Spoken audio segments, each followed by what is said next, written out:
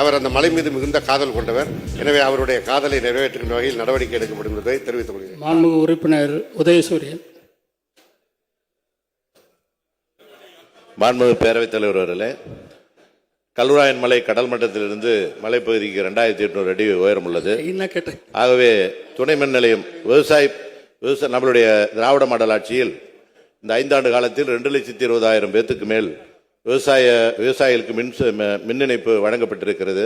இந்த மகிழ்ச்சியான வேளையில் மலைப்பகுதியில் இருக்கின்ற மக்கள் சாமை, திணை, வரகு இது போன்ற பயிர்கள் தான் செய்யப்பட்டது. இப்போது பாக்கு, கரும்பு, மரவள்ளி கிழங்குகள் அதிகமாக விளைவிக்கின்ற காரணத்தினால், கிணறு வெட்டுகின்ற காரணத்தினாலும், ஆகவே மின் இணைப்புக்கு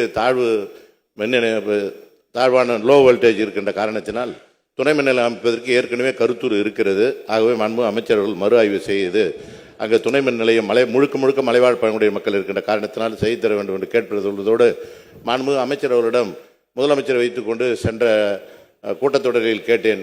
திராவிட மாடல் ஆட்சியில் விடியல் பயணம் என்பது மலைவாழ் பழங்குடிய மக்களுக்கு இல்லாமல் இருக்கிறது. ஏன்னா ரூட் பஸ்ஸாக இருக்குது, டவுன் பஸ், நகர பேருந்து இல்லை.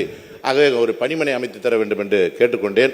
அதனுடைய அடிப்படையில் அவர்களும் ஒப்புதல் கொடுத்து இன்றைக்கு அதை கட்டி முடிக்கப்பட்டிருக்கிறது. விரைவில் பொதுப்பணித்துறை அமைச்சர் அவர்களும் போக்குவரத்து அமைச்சர்கள் திறப்பதற்கு நல்ல வாய்ப்பாக அமைய இருக்கிற இந்த காரணத்தினால் அந்த மலைப்பகுதியில் துணை மின் நிலையம் அமைத்து தருவதற்கு மாண்புமிகு அமைச்சர் அவர்கள் முன் வருவார்களா என அறிய விரும்புகிறேன்.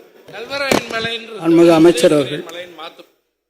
மாண்புமிகு பேரவைத் தலைவர், மாண்புமிகு உறுப்பினர் அண்ணன் உதயசூரியன் அவர்கள் குறிப்பிட்டது போல, கல்வராயன் மலை மீது நம்முடைய மாண்புமிகு திராவிட மாடல் முதல்வர் ஆட்சி மிகுந்த கருணை கொண்டு செயல்பட்டு கொண்டிருக்கிறது. அதனால தான் அங்கே விடியல் பயணம் மலைப்பகுதியில் இல்லாததற்காக பணிமனை அமைக்கப்பட்டு அங்கே பேருந்துகள் இயக்கப்பட்டு விடியல் பயணம் இயக்கலாம் என்று அந்த நடவடிக்கை எடுக்கப்பட்டு இறுதிக்கட்டத்தில் இருக்கிறது.